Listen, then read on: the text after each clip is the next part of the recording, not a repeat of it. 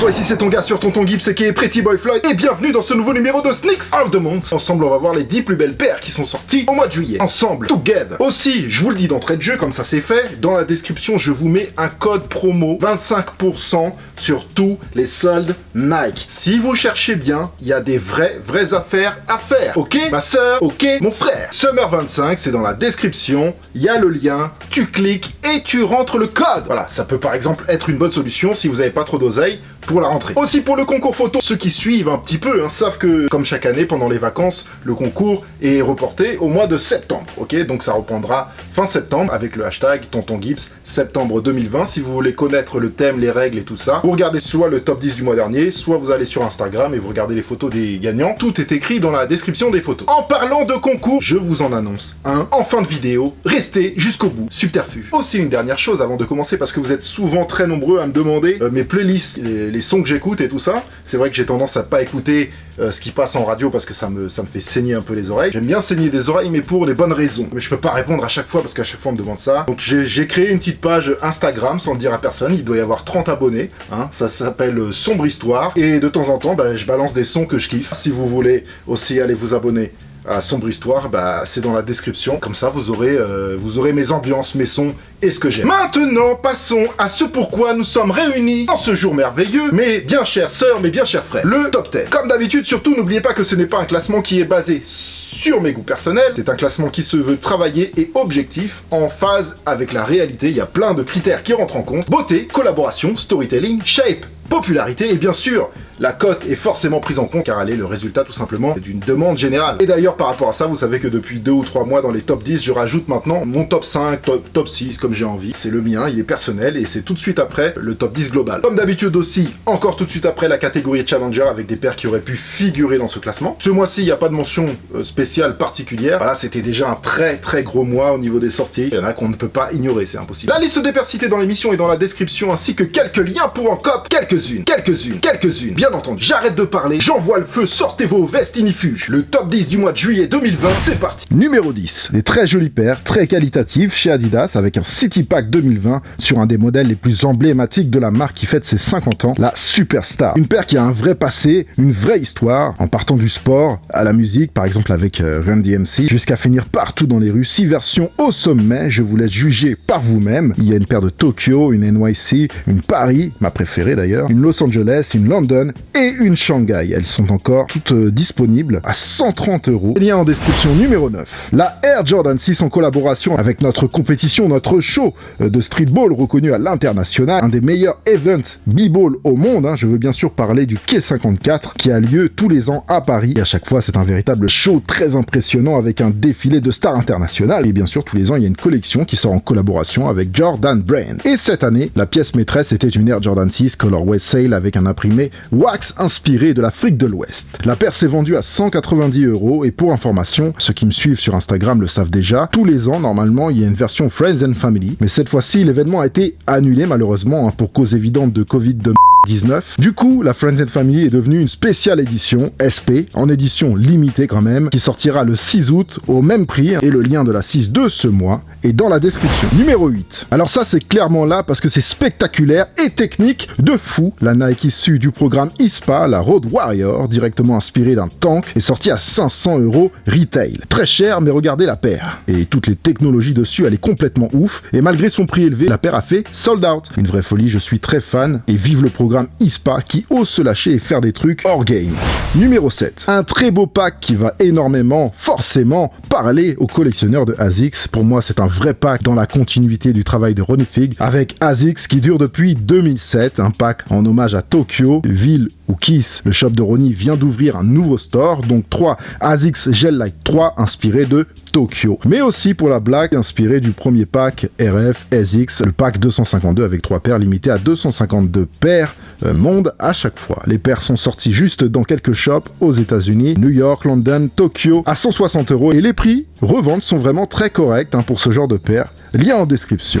Numéro 6. Je suis extrêmement fan de ces 2 paires de Nike Air Max One Pink Green et Magma Orange sorties dans une version OG anniversaire. Les 2 paires se partent d'une robe OG avec tous les codes qui y sont respectés. Suede Grey, 3 couleurs, de vraies belles paires classiques malgré qu'elles soient inédites. D'ailleurs, ça n'a pas loupé, sold out, c'était le 30 juillet à 140 € et on en reparlera. Numéro 5, la Adidas Yeezy Boost 350 V2 Zion. Pour être honnête, je partais pour la mettre en 7 ou en 8 du classement, mais après je me suis penché sur le nombre de ventes et la popularité de toutes les paires du classement, et c'est celle-ci qui se revend le plus.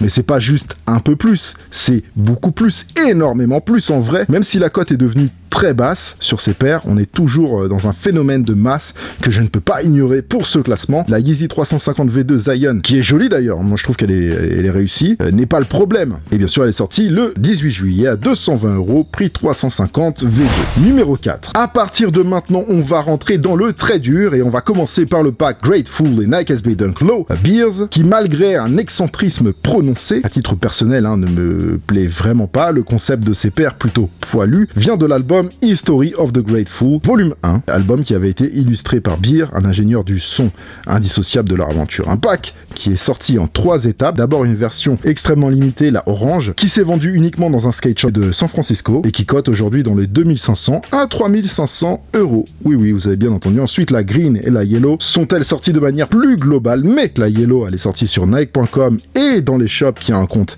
Nike SB, donc les skate shops, et la green, elle, s'est vendue uniquement dans les skate shops SB. Les deux ont une belle cote, mais la green, forcément, cote plus, elle est un peu plus limitée que la jaune. Pour la green, par exemple, faut compter entre 900 et 1400 €. Numéro 3. Une sortie très intéressante, mais aussi plutôt discrète pour nous, Européens. C'est la Air Jordan 1 High Retro OC Japan en version Silver. Une paire qui était sortie uniquement au Japon en 2001, dans un pack de 4 paires de Air Jordan 1 qui d'ailleurs vont ressortir cette année. Cette paire-là était limitée à 2001 exemplaires et vendue dans une mallette en aluminium et qui est toujours très cotée d'ailleurs de nos jours. Cette fois-ci, Jordan réitère le projet et nous a sorti une exclusivité Japon avec une paire limitée numérotée à 2002 exemplaires et toujours vendue dans une mallette au max. Ça s'est passé le 25 juillet à 170 € environ. Alors la cote de cette paire, elle est très très chaude, avec des prix qui vont de 1000 à 2000 €, même si elle est très peu populaire, il y a eu très peu de ventes sur ce produit. Mais ne vous inquiétez pas, la même version sort de manière plus large la semaine prochaine en Europe et ailleurs. Mais bien sûr, elle sera pas numérotée et il y aura pas la special box. Mais la paire en soi est cool et elle a une vraie histoire.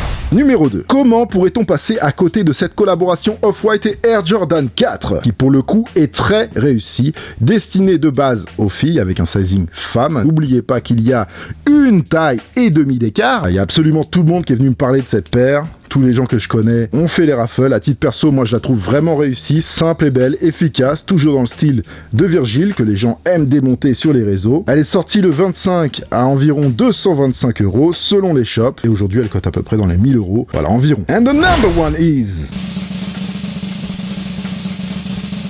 Du suspense? Vraiment non, malheureusement ce mois-ci pas de suspense, j'aime bien quand il y a un peu, tu vois, genre on n'est pas sûr, qu'est-ce qu'il va mettre là.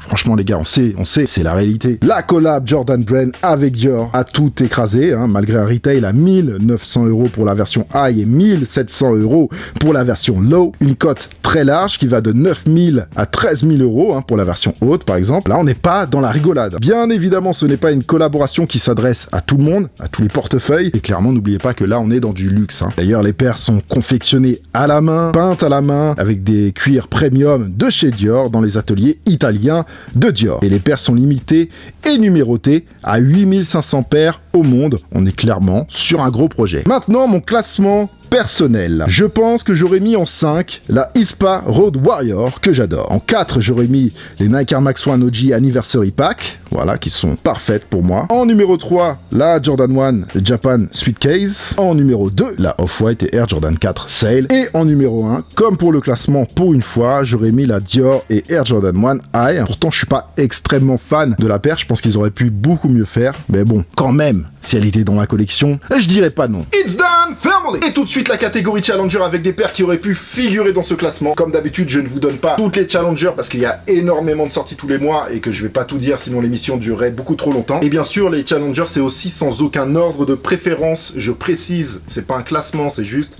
les paires qui étaient aussi en réflexion. Alors, il y a eu la Air Jordan 1, bien sûr, Retro High Light Smoke Grey, la collaboration entre Reebok et Eric Emmanuel sur une paire de Reebok Question Mid. Toujours la Question Mid de Allen Iverson, bien sûr. Et cette fois-ci en collaboration avec Nice Kicks et la paire s'appelle Uba Flat Chuck. Ça c'est très lourd, ça a vraiment une très grosse cote, mais bon, c'est assez limité, etc.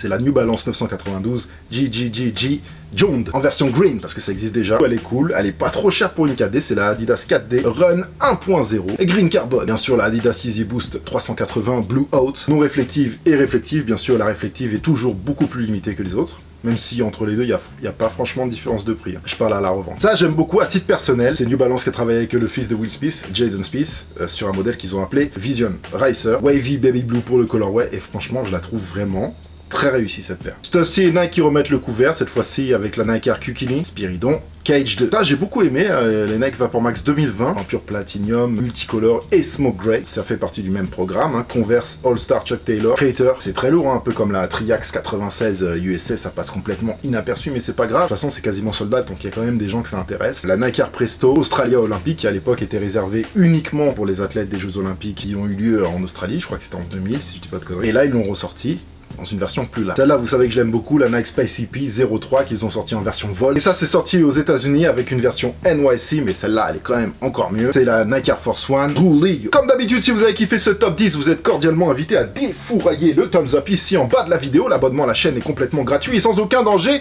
physique. Hein. Le thumbs up, c'est le pouce en l'air. Allez-y, défoncez-le, envoyez-la ce fort. Dites-moi dans les commentaires ce que vous avez pensé du top 10. Donnez-moi pourquoi pas votre top 10 à vous, sans forcément être objectif. Et bien sûr, retrouvez-moi sur les réseaux sociaux comme d'habitude. Hein. Je suis sur Facebook, Twitter et Instagram, mais là où je suis le plus actif, c'est quand même largement Instagram, et vous voyez beaucoup de choses que vous ne voyez pas sur cette chaîne. Et quant à nous, on se retrouve mercredi soir à 19h pour enfin le unboxing trap avec la SAP qui vient de New York, vous savez de quoi on parle. Mon colis était bloqué pendant plus de 2 mois dans les dépôts USPS. Donc mercredi soir à 19h, unboxing trap. Ça fait longtemps qu'on n'a pas ouvert un bon carton avec un gros couteau et qu'on a vu des bien belle sape. Et donc je vous l'ai dit en début de vidéo, dans cette vidéo là je vais lancer un concours pour vous faire gagner 500 € de sape.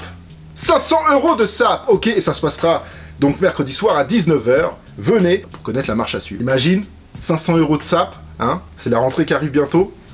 Il y aura de quoi être frais. Il y aura de quoi être frais, je ne dis que ça. Faites attention à vous, portez-vous bien. Oh mais, here, bang, bang, bang.